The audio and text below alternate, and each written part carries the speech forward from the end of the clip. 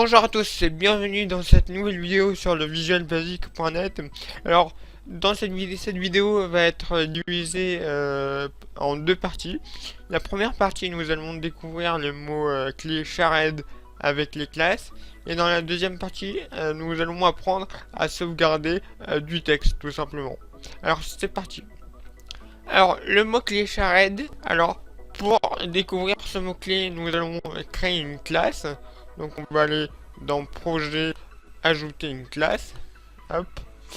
On va l'appeler tout simplement classe tuto. Et en fait, le mot-clé shared s'utilise sur des variables ou des fonctions. Et ça permet en fait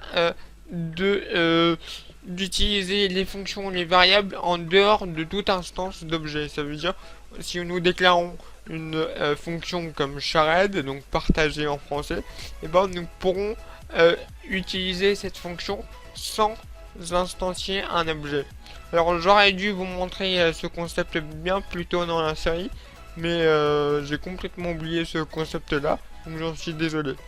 Alors nous allons tout de suite créer une méthode qui sera déclarée en public déjà et en shared. Donc public shared. Alors shared comme ceci. On va l'appeler afficher un message par exemple. Et on va prendre un paramètre qui va stocker le message. Donc on va l'appeler message. Voilà. Et donc cette fonction elle va juste afficher le message passé en paramètre dans une console. Donc dans la console, donc console.write, voilà. Alors c'est une fonction bidon, mais c'est juste pour vous montrer l'utilité du mot-clé shared. Et là on va afficher le message qui est stocké dans le paramètre message. Voilà. Et maintenant, dans mon fichier principal ici, dans la fonction main, je peux utiliser la fonction que je viens de créer en écrivant la classe où elle se trouve. Donc moi c'est classe tuto, voilà. Et je vais mettre un point. Et vous voyez qu'il me propose automatiquement la fonction que je viens de créer. Donc afficher le message, voilà. Et on va mettre en message ici coucou, ça va par exemple. Alors s'il y a des fautes d'orthographe, c'est pas trop grave, hein. Voilà. Donc maintenant, si je teste ce code là, et ben ça va marcher normalement. Donc il va m'afficher le message que je veux. Donc voilà. Coucou, ça va. Donc j'ai bien appelé appelé une fonction qui est dans une classe. Pourquoi? Parce que il y a le mot-clé shared. Si maintenant j'enlève ce mot-clé qui est shared, hop, et ben vous verrez que normalement ici j'aurai une erreur. Donc voilà, il me le souligne en rouge. Donc là, je peux pas l'utiliser comme ça. Maintenant, si j'enlève ce mot-clé shared, je serai obligé de créer une nouvelle instance de la classe tuto. On va le faire pour bien vous prouver classe tuto. Et donc là, je pourrais utiliser à ce moment-là ma fonction afficher le message. Voilà. Par contre, à contrario, si maintenant, donc là, je peux utiliser ma fonction afficher le message. Pourquoi? Parce qu'elle est dépendante d'un objet.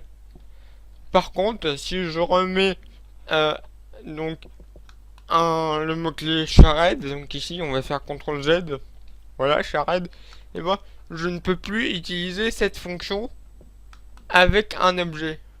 Alors, a priori, si je peux, alors c'est pas comme le C#, je suis désolé, des fois je confonds les deux langages, donc là je peux quand même utiliser ma fonction a priori, mais voilà. Mais il me le souligne en vert parce que il me le souligne comme vous voyez en vert parce qu'il nous dit que voilà la méthode afficher le message est indépendante de toute instance, donc je suis pas obligé de créer une instance pour utiliser cette fonction.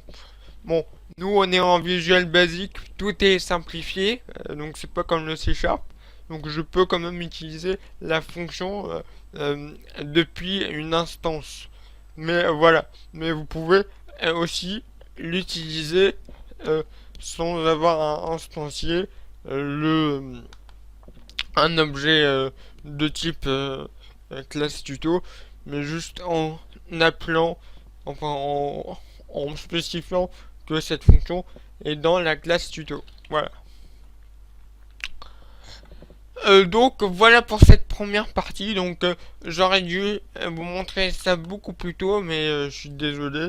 J'ai complètement oublié, comme je vous l'ai dit tout à l'heure. Donc voilà. Donc nous allons maintenant passer à la deuxième partie de cette vidéo qui va être consacrée à l'enregistrement de fichiers. Alors nous on va enregistrer des fichiers texte, mais vous pouvez enregistrer deux types de fichiers, hein, mais ça sera toujours la sauvegarde de texte en fait. Vous pourrez choisir l'extension, mais ça sera toujours de la sauvegarde de texte. Alors pour sauvegarder du texte, nous allons importer une bibliothèque. Donc on a vu les bibliothèques dans l'épisode précédent, hein. Donc on va utiliser la bibliothèque system.io qui en fait est une bibliothèque qui va servir à faire de la gestion de fichiers en fait. Et dans cette classe, enfin non pas classe, mais dans cette bibliothèque, vous avez une classe qui s'appelle file, voilà, file, qui fournit des méthodes statiques pour créer, copier, supprimer ou déplacer et ouvrir un fichier. Donc voilà. Donc la bibliothèque file, vous pouvez voir les fonctions, voilà. Vous pouvez par exemple copier, créer un texte, créer un fichier plutôt, décrypter ou encrypter un fichier. Vous pouvez supprimer un fichier. Donc voilà, vous avez plein de méthodes. Vous avez une méthode exist qui va déterminer si le fichier existe ou pas. Donc voilà, vous avez plein de fonctions. Vous pouvez déplacer le fichier, l'ouvrir.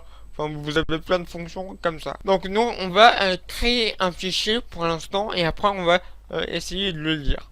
Alors pour cela, on va déjà déclarer deux variables.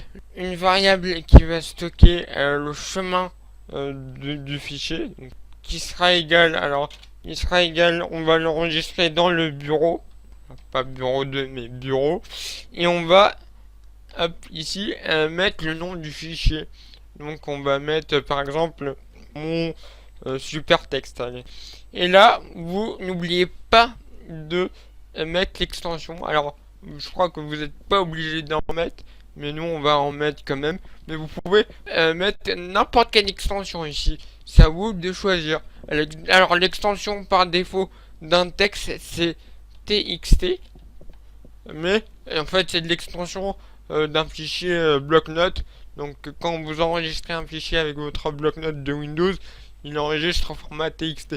Mais par contre ici, vous pouvez mettre tout ce que vous voulez. Si j'ai envie de mettre banane, je peux mettre banane, hein. Là, c'est comme vous voulez. Ça marchera de la même manière. Mais nous, on va rester dans le général. On va mettre TXT. Voilà, donc on va créer une deuxième variable qui va stocker le texte qu'on va enregistrer. Donc on va l'appeler texte tout simplement. Et on va mettre par exemple abonnez-vous. Voilà, abonnez-vous. Et donc maintenant, dans la submain, on va créer ce fichier. Alors pour cela, rien de plus simple, vous allez utiliser la classe file qu'on a vu tout à l'heure et nous allons utiliser la fonction write all text. Alors on va pas utiliser create de la fonction create parce qu'on pourra pas sauvegarder le texte. En fait, create, ça crée un fichier mais qui sera vide en fait. Donc nous on veut euh, créer un fichier qui contient du texte. Donc voilà, donc on va utiliser la fonction write all text qui, comme vous le dit la description, qui sert à créer un nouveau fichier avec une chaîne de caractères dedans. Voilà. Donc dans cette fonction, on a deux paramètres à renseigner. Le premier, ce sera le chemin du fichier et le deuxième sera le texte qu'on veut enregistrer.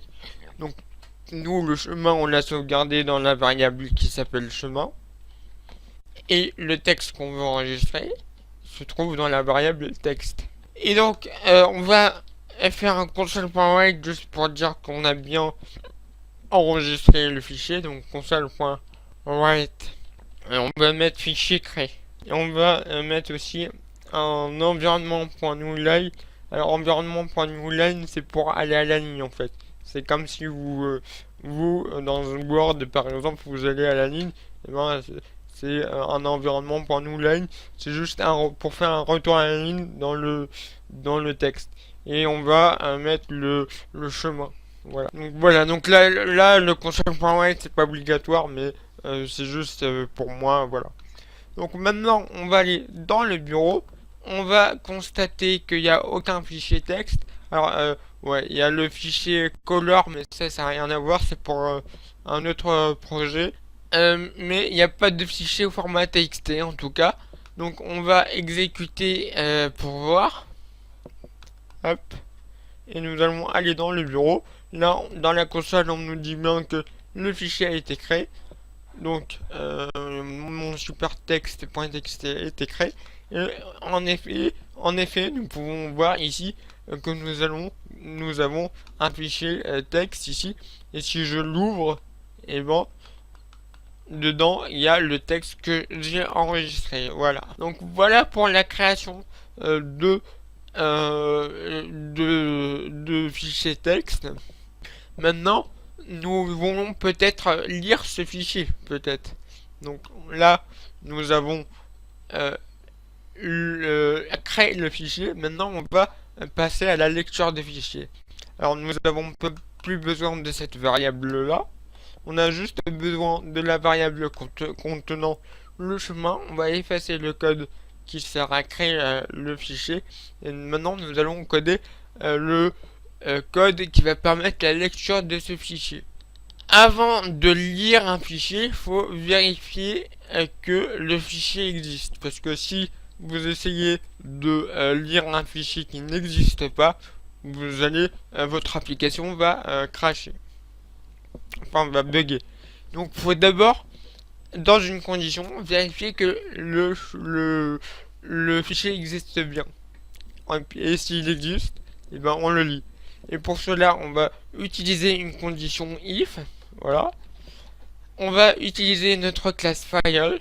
Et dans cette classe file, vous avez une fonction qui s'appelle exist, qui permet de déterminer si un fichier existe ou pas. Donc le chemin, on va spécifier le chemin en paramètres.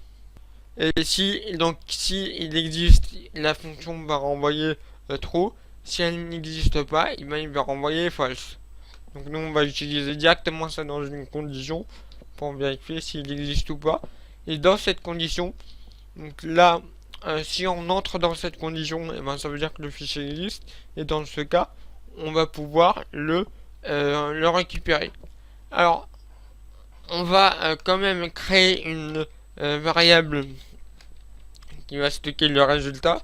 Donc voilà, et dans la condition, on va juste faire résultat, voilà, qui sera égal à file. On va utiliser notre classe file. Et dans cette classe file, vous avez une fonction qui s'appelle read all text. Voilà. Donc read all text qui permet, comme vous voyez dans la description, d'ouvrir un fichier texte et lire tout le fichier quoi. Voilà. Donc on va utiliser ça. En paramètres, on va spécifier le chemin du fichier. donc qui est stocké dans notre variable chemin. Et voilà. Et donc, on va rester dans la condition et on va dire ici, on va afficher tout simplement le fichier, donc console, enfin le texte lu. Et on va afficher le résultat. Donc après la condition, si on va utiliser ici le else pour faire quelque chose si jamais le fichier n'existe pas. Donc else. Et s'il n'existe pas, on va tout simplement dire que le fichier n'existe pas dans la console. Voilà, donc si il existe, si le fichier existe, on va le lire et l'afficher dans la console. S'il n'existe pas, on va afficher un message d'erreur qui dit que le fichier n'existe pas. Voilà. Donc on va, donc là normalement le fichier existe puisque je l'ai laissé. Donc on va, voilà, le lancer. Donc là il m'a lu le fichier normalement. Donc voilà. On va pour faire un petit test, on va modifier le contenu de ce fichier. On va afficher merci à tous par exemple. Voilà. On va enregistrer avec un CTRL S et on va le fermer. On va du coup redémarrer notre application. Hop, avec j'ai utilisé F5 pour aller plus vite. Alors là, il m'a bien lu le nouveau contenu. Il y a un point d'interrogation parce que j'ai fait une faute, enfin une faute de frappe à mon avis. Alors pourquoi? Ah oui, non, le point d'interrogation. Vous voyez que là, il y a eu un problème. Pourquoi? Parce qu'en fait, c'est le formatage du fichier en fait. Si maintenant, en fait, ici, on va spécifier un deuxième argument ici, hop, ici. Donc lors de la lecture des fichiers, on va utiliser un deuxième argument qui va en fait être l'encodage du texte. Parce que faut savoir que une chaîne de caractères a plusieurs encodages. Donc par exemple, là j'ai utilisé le A avec un accent. Mais le A avec accent n'existe pas, par exemple, dans la langue anglaise. Donc c'est pour ça que qu'il m'a affiché un point d'interrogation. C'est parce que lui, il a, pour simplifier ça, il est en alphabet anglais. Donc voilà, donc l'alphabet anglais, il n'y a pas le A avec l'accent là, et donc il ne connaît pas ce caractère. Pour spécifier qu'on est en langage français entre guillemets, c'est pas vraiment ça, mais je simplifie à mort là, mais voilà. Pour spécifier qu'on est en langage français, on va ici après le premier paramètre qui est le chemin du fichier, on va spécifier un encodage. Alors vous allez taper texte et vous allez faire un point et vous allez écrire un coding. Vous allez encore faire un point et cette fois-ci vous allez utiliser UTF-8. Alors UTF-8 c'est un peu c'est le format avec des accents et tout. Voilà. Donc on va maintenant démarrer ça pour voir si ça marche. Alors ça ne marche toujours pas parce qu'en fait on n'a pas enregistré le fichier dans le bon format. Donc ce que vous allez faire, c'est que ici vous allez faire enregistrer sous. Ici vous allez mettre UTF-8, hop, enregistrer, vous remplacez. Et normalement là si vous retestez votre application, normalement ça va marcher. Donc voilà. Donc là ça marche. Donc voilà pour cette vidéo. Alors concernant la classe File, hein, il y a d'autres classes que File qui est contenue dans la bibliothèque IO, notamment un directory qui permet de faire de la gestion de dossiers, donc supprimer un dossier, créer un dossier, copier, coller un dossier, etc. Donc je vous laisse découvrir ces fonctionnalités par vous-même, et il faut aussi apprendre par vous-même. Hein. Moi je vous donne les bases de chez base, mais après si vous voulez approfondir, bah je vous laisse approfondir tout seul, hein. Sauf si vous me demandez, d'approfondir, il n'y a pas de problème. Mais il faut que vous me demandiez. Voilà. Donc voilà pour cette vidéo. Donc bah, merci de l'avoir suivi. N'hésitez pas à mettre un petit j'aime, des commentaires si vous avez des questions. N'hésitez surtout pas. Je serai ravi de vous répondre. Et sur ce, bah, abonnez-vous si ce n'est pas déjà fait. Et je vous dis à la prochaine. Allez, ciao!